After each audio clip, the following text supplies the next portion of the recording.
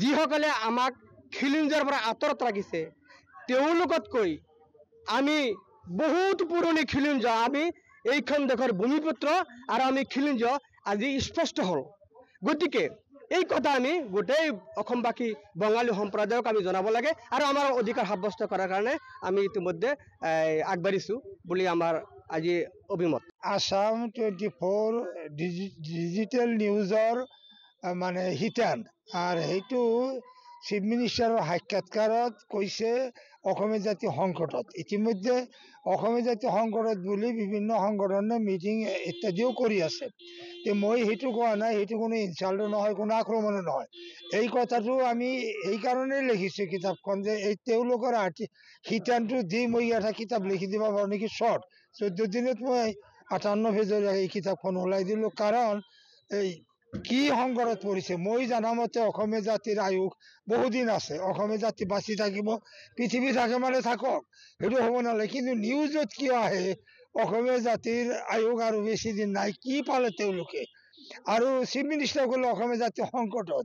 অসমীয়া জাতি কি সংকটত? এই জাতিটো সংকট কোনে পেলালে? এই কথাবিলাক এই কিতাপত আছে।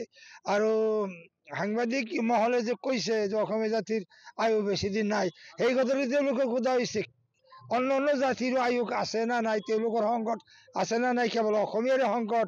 চিফ মিনিষ্টাৰে সকলোৰ কাৰণেই শপত লৈছে, কেৱল অসমীয়া জাতিৰ সংকটৰ কাৰণে চিন্তা কৰি আছে, বেলেগ কোনো জাতিৰ চিন্তা কৰা নাই। এই পৰ্যালোচনামূলক হিচাপে মই শ্বৰ্টলি এই চিফ মিনিষ্টাৰৰ পৰা কিছু কথা শিকিবলৈ লিখিছোঁ।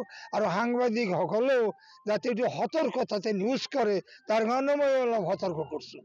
আসাম কিয় লিখি না আসাম এতিয়া অল আসামতে লিখি আছে। এইটো আপোনাৰ 18-26 ফেব্ৰুৱাৰী 92 চুক্তিমতে আসাম লেখা হৈছে। সেইটো হোম আৰ্ফিত সেই জেগাখিনি লখিমপুৰ আৰু ডিব্ৰুগড় জিলা, তাৰপিছত কি লখিমপুৰ আৰু শিৱসাগৰ জিলা, সেইখিনি জেগা হোম আৰ্ফিত, সেইখিনিক আসাম নামে আনে ইষ্ট ইণ্ডিয়া কোম্পানী বাৰ্মিজৰ পৰা 92 চুক্তিৰ মাধ্যমে। সেইটো হ'ল 1826 কথা। আৰু 1912 খ্ৰীষ্টাব্দত আকৌ ইণ্ডিয়ান গভৰ্ণমেণ্টে এই আসাম নাম ৰাখিলে, আসাম গভৰ্ণমেণ্ট স্বীকৃত নাম। আকৌ 1947 চনৰ 15 আগষ্টত আসাম নাম ৰাখিলে। কিন্তু 27/2/2008 চনত এই নামটো আসাম চৰকাৰে প্ৰস্তাৱ ল'লে অসম যোগ ইয়া অসমীয়া, এই আসামটো বাদ দিলে। এই আসামটো বাদ দিলে কোন আইনত, কোন ছেকশ্যনত বা কাৰ ঐতিহ্যত দিছে এই নামটো আমি পূৰ্ণ বুজা নাই। গতিকে এই কিতাপত চিফ মিনিষ্টাৰৰ পৰা আমি শিকিবলৈ আহ্বান ৰাখিছোঁ, আমাক শিকক। আপুনি কোন নামটো ক'ব, অসম ক'ব না আসাম ক'ব? আমি কি ক'ম, আমাক ভালকৈ বুজক। অসম নামটোৰ প্ৰস্তাৱ আপুনি এই তাৰিখত নামি দামী মন্ত্ৰী থাকি তৰুণ গগৈৰ মন্ত্ৰী সভাত কিয় প্ৰস্তাৱটো লৈছিলে এই নামটো? এইটো আসাম নামটো সেইকাৰণে আমি লিখোঁ আসাম 14 স্বীকৃত গভৰ্ণমেণ্টৰ। এইটো আমি বাতিল কৰা নাই।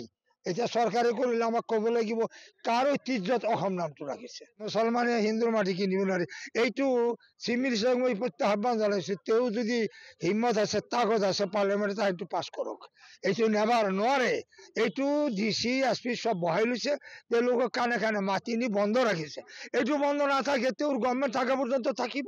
আজি আমি অসমৰ বিভিন্ন ঠাইৰ পৰা কিছু বুদ্ধিজীৱী, শিক্ষাবিদ, সাহিত্যিক, ইতিহাসবিদ, বিভিন্ন পৰ্যায়ৰ মানুহ আমি আজি মাতিছিলোঁ। আমাৰ অসমৰ সাম্প্ৰতিক কিছু সমস্যা আছে, বিশেষকৈ আমাৰ ভাষিক আৰু ধৰ্মীয় সংখ্যালঘু মানুহৰ আমি যি মানে অস্তিত্বৰ সংকটত ভুগিছোঁ, বিভিন্ন সমস্যাত আমি ককবকাই আছোঁ, সেই সম্পৰ্কে কিছুমান মূল্যৱান পৰামৰ্শ আমাক দিয়াৰ কাৰণে কিছুমান মানুহক আমি আমন্ত্ৰণ জনাইছিলোঁ।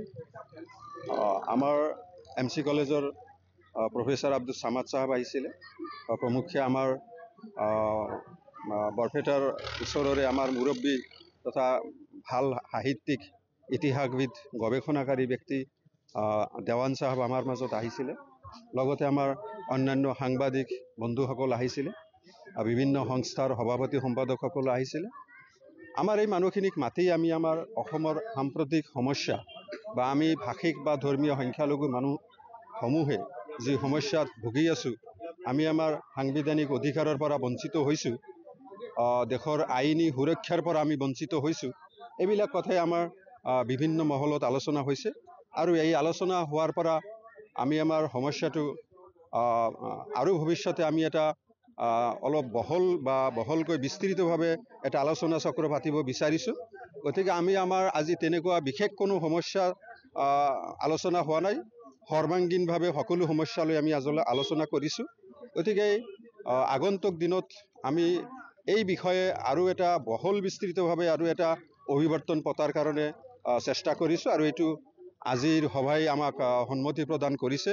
সকলোৱে কনচেণ্ট দিছে যে আগন্তুক দিনত এটা বহল বিস্তৃতভাৱে এটা অভিৱৰ্তন পাতিব লাগে আৰু তাতেও আমাৰ এনেকুৱা এই সমস্যাসমূহ যি জ্বলন্ত সমস্যাত আমি ভুগি আছোঁ, এই সমস্যাসমূহ আৰু অলপ বিস্তৃতভাৱে আলোচনা হ'ব লাগে।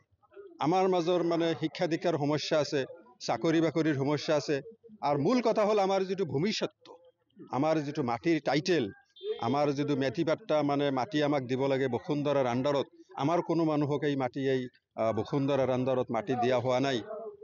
তেওঁলোকে ডিছক্ৰিমিনেশ্যন কৰিছে, এটা পক্ষপাতিত্বমূলকভাৱে তেওঁলোকে মাটিৰ ডিষ্ট্ৰিবিউশ্যন কৰি আছে, বণ্টন কৰি আছে।